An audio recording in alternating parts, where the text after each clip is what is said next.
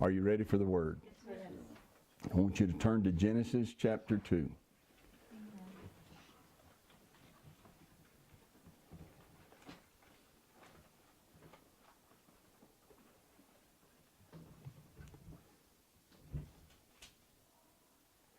I don't know if Bill and Teresa are watching live or not, but I do know they will be watching. So why don't you just give a big shout of a hello to them this morning.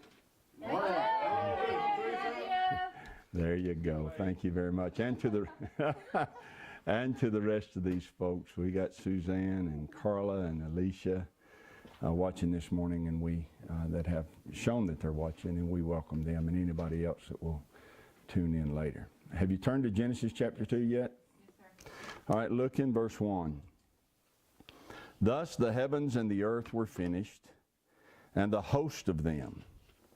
And on the seventh day Elohim ended his work which he had made, and he rested on the seventh day from all his work which he had made. And Elohim blessed the seventh day, and sanctified it, because that in it he had rested from all his work which Elohim created and made. Now I want you to notice there it says that he did two things to the seventh day. One, he blessed it, and two, he sanctified it. Sanctified it means that he pronounced it to be holy. He pronounced it to be separate or consecrated or hallowed.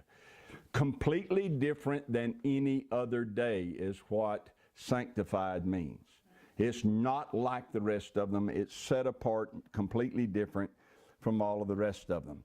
Listen to Isaiah chapter 58, verse 13. If you turn away your foot from the Sabbath, from doing your pleasure on my holy day, and call the Sabbath a delight, the holy of Yahweh honorable, and shall honor him, not doing your own ways, nor finding your own pleasure, nor speaking your own words. It goes on to speak about how much of a benefit that is to you. But listen to this phrase. We are to call the Sabbath a delight. That's Isaiah 58:13. We're to call the Sabbath a delight, and the holy of Yahweh honorable. The word delight means luxury, and the word translated honorable is the Hebrew word kabod, and kabod means to be heavy, to be laden down with goodness. This word means to be loaded down to the point of being heavy with benefits.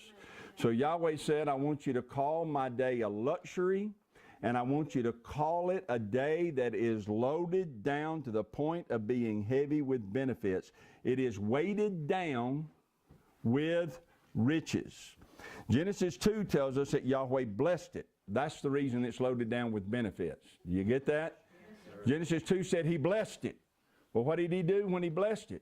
He loaded it down with great riches. Genesis 2 also tells us that it is because he loaded it down with all of these blessings and benefits that he made it different from all other days. Yahweh says to us, call it a delight and call it loaded down. Then we read this in Exodus 20. I'll let you turn there. Exodus 20, verse 8. Remember the Sabbath day to keep it holy. How did it become holy? He made it holy. This word translated holy here is the same word translated sanctified in Genesis 2. So remember the Sabbath day to keep it sanctified. Who sanctified it? Yahweh did. Yahweh declared it to be sanctified or holy in Genesis 2. We are told to remember that. That means that we're to mark it so that we never forget. We are to record it as holy. That's what that word means. We are to declare it as holy. We are to think of it as holy. Never for one moment allowing ourselves to even consider that it is just another day among all the other days. Remember it to keep it sanctified. We could say it like this: remember the Sabbath day, it is sanctified. Now, verse 9. 6 days shall you labor and do all your work. But the seventh day is the Sabbath of Yahweh your Elohim. In it you shall not do any work, you, nor your son, nor your daughter, your manservant, nor your maidservant, nor your cattle, nor the stranger that is within your gates. For in 6 days Yahweh made heaven and earth, the sea, and all that in them is. And he rested the seventh day. Wherefore Yahweh blessed the Sabbath day and hallowed it. See it there again? A repeat of what was said in Genesis 2. It's blessed and hallowed. This word translated hallowed is the same word translated holy in verse 8 and the same word translated sanctified in Genesis 2. Read one more passage with me if you will, please. Go to Exodus 31, verse 13.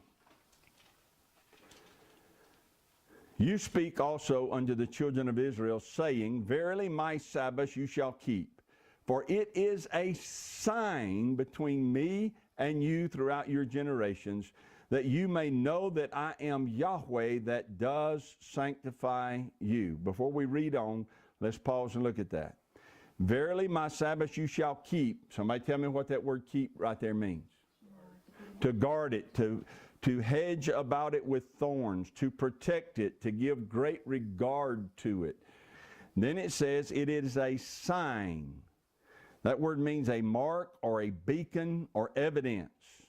Notice the word between. It is a sign between me and you. That word translated between there means that it is a distinction of one thing from another. So here's what Yahweh said. My Sabbaths, surely you shall diligently guard those. For it is the Sabbath that distinguishes that you are my people and that I am your Elohim. What distinguishes us as Yahweh's people? Keeping the Sabbath. What distinguishes him as our Elohim? Our keeping the Sabbath. Now drop down to verse 16. Wherefore the children of Israel shall keep the Sabbath to observe the Sabbath throughout their generations for a perpetual covenant. It is a sign between me and the children of Israel forever. For in 6 days Yahweh made heaven and earth, and on the seventh day he rested and was refreshed. So let me summarize. We have seen that the Sabbath is blessed, sanctified, to be guarded and protected, a sign or mark of distinction, and that it is perpetual. Time beyond a vanishing point is what that word means. It is perpetual, and these are the words of Yahweh. What we've just read is the word of Yahweh. That's what Yahweh just said about the Sabbath day. And there is nowhere recorded anywhere in Scripture that he changed it. He has never in any place, written or through a prophet, said differently. You cannot find a place in Scripture anywhere that this was ever changed or eliminated. You cannot find a place where Yahweh said, well, I meant for it to be perpetual, but I changed my mind. Right. Well, if that's true, and it is, then that begs the question, why has the Sabbath been forgotten? Abandoned and forsaken by the masses who claim to follow the Messiah and who claim to worship the one true Elohim. They have abandoned it. Why? Why is Sunday now declared to be the day of worship?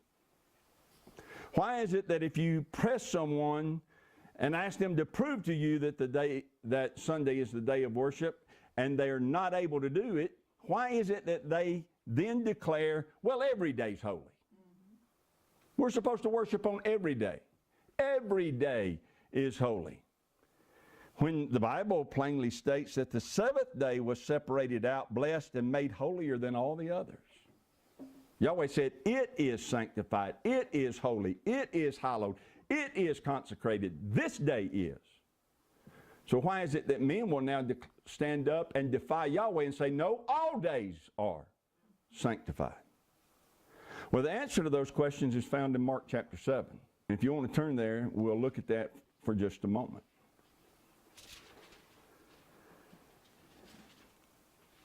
In Mark chapter 7, the Messiah stated that religion would rather follow the commandments of men than the commandments of Yahweh.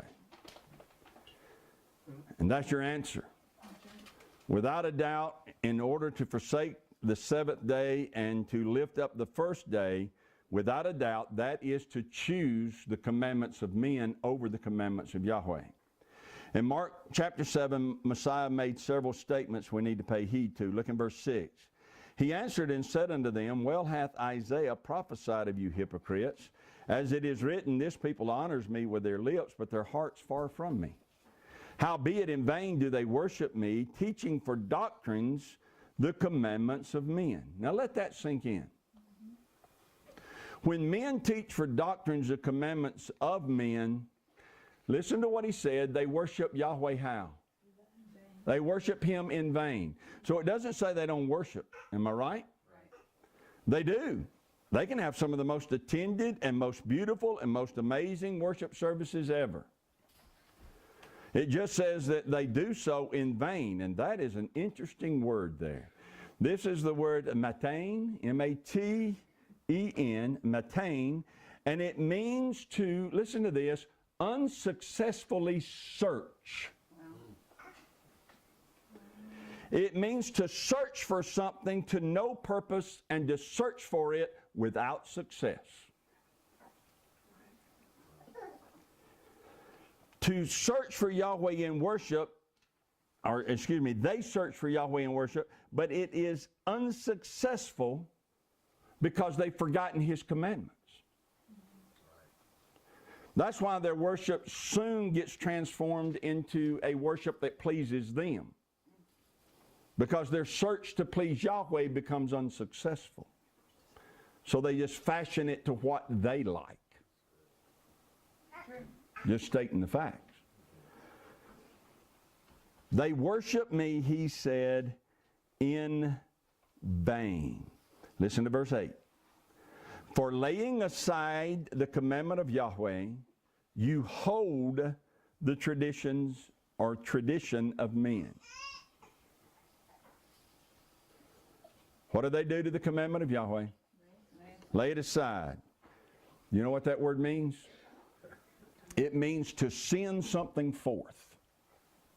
It means to leave it, to let it alone, to forsake it, and to yield it up. And then it says they hold the tradition of men. This word means to use strength to seize something. It means to hold it fast and secure. Listen to what the Thayer's Greek dictionary says of this word. Thayer says it means to get possession of something and become its master. To hold on to it with great power. So what do they do with the traditions of men? They get possession of it to become its master. They can't master Yahweh's commandments, but they can master the commandments of men. Whatever men's telling them to do, that's what they have determined they will do, and they will protect it with power. They will protect it with vengeance, because that's the importance they put on it. Why do people worship on Sunday?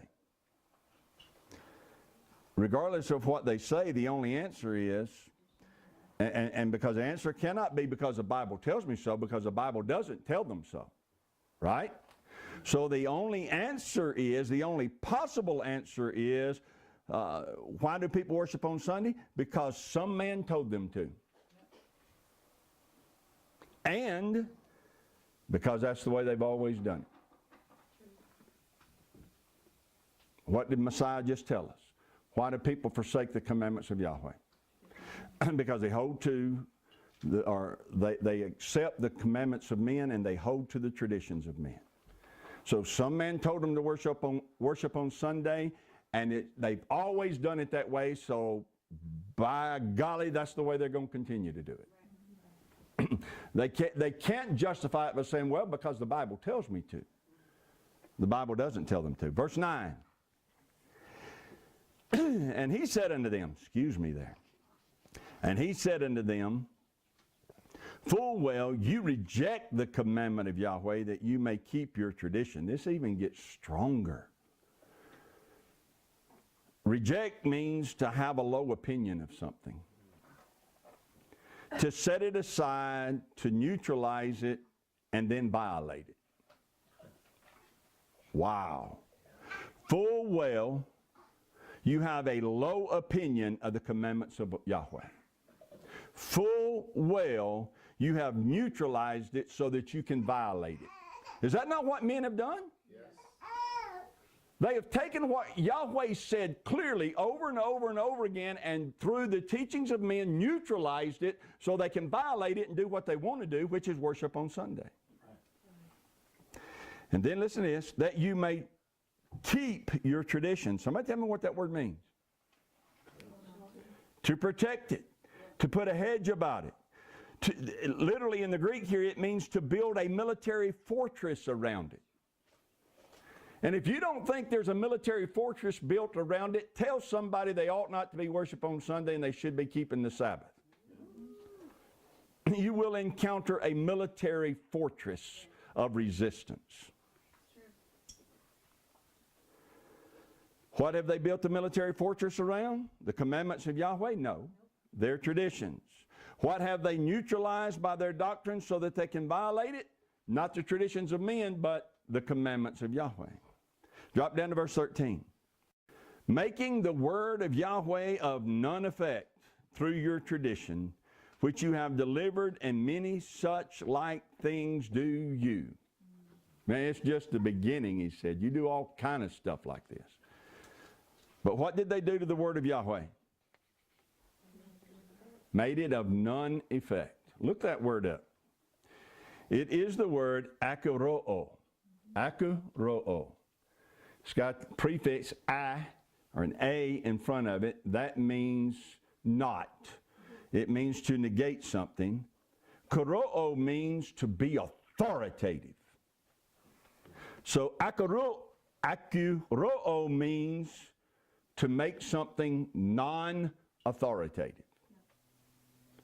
Messiah said to the religions of his day, you have taken Yahweh's word and you have made it non-authoritative. The thing that is authoritative in your life is whatever a man has said to you. What Yahweh has said, you have learned to neutralize it so that you can violate it. Think about this. In Acts chapter 4 and 5, Peter and the other apostles were preaching, and the high priest had them arrested. But in the middle of the night, an angel came and turned them loose and told them, go back to the temple, and we want you to declare the Rhema word of life. So they go back to the temple and start doing that. The next morning, the chief priest gets up and says, bring me Peter and the other apostles. And they went, and they came back and said, we found the prison doors fastened, but they're gone. It was a mystery. But then somebody came back and reported to the high priest and said, those that we commanded not to preach and those that we locked up are standing in the temple preaching. So they sent a captain and some guards and had them arrested again and brought back before the high priest. And the high priest said this, did we not tell you to no longer preach in this name? Somebody tell me how Peter answered. You remember? Help me. He said, we ought to obey Yahweh rather than men. What did Peter do? He invalidated the chief priest commandment because it contradicted what Yahweh told him to do. He counted the commandment of the high priest as being non-authoritative. Yep. That's the way we're supposed to respond. When we see a contradiction between what a man is telling us and what tradition has taught us, a contradiction between those two things and what the Scripture says, we are to count those things as non-authoritative. The Word of Yahweh is authoritative, and we are to follow what Yahweh said. When we hear something from men that is in direct violation of what Yahweh said, we are to reject it. We're supposed to reject it, lay it aside, forsake it, and forget about it. Not the other way around. But Messiah said of those who follow religion that it is the word that is forsaken, abandoned, rejected, and counted as non-authoritative. So that the commandments of men can be possessed so as to master them, and they are guarded with a military-like determination. That's what he said in Mark chapter 7. Now we see this taking place. He said many such things like things you do. So we see this operation, if we can call it that, We see this tendency of religion in men. We see this in many areas. In other words, we see it as it relates to the Sabbath day versus Sunday. The scriptures are not, let me back up and say it this way. The scriptures are very clear about the Sabbath. So in order to reject it and embrace the first day, you have to do what the Messiah just said here, and that is forsake, abandon, reject, and count as non-authoritative what Yahweh said. You have to.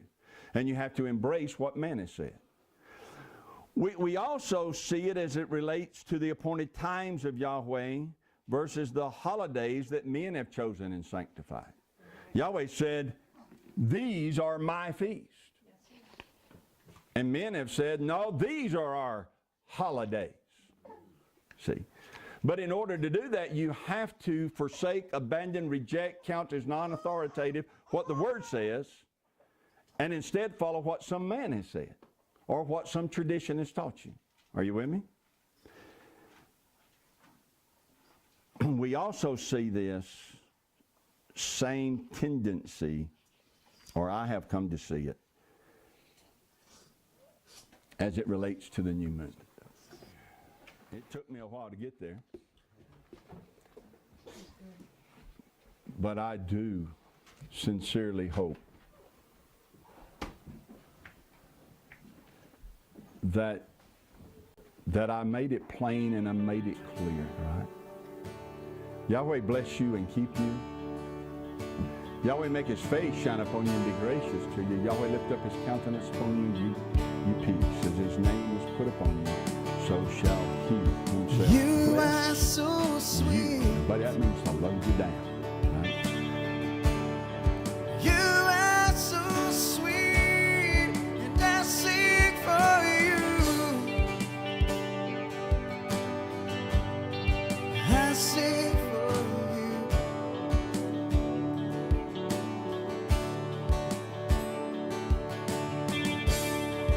You are so strong. You are so strong, and I sing for you. Oh, I sing for you. And I sing for you. I sing for you.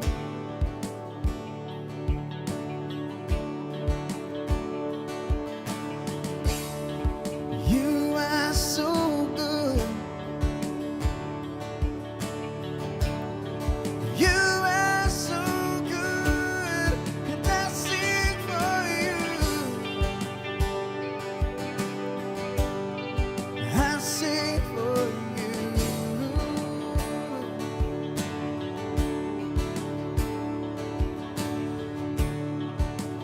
You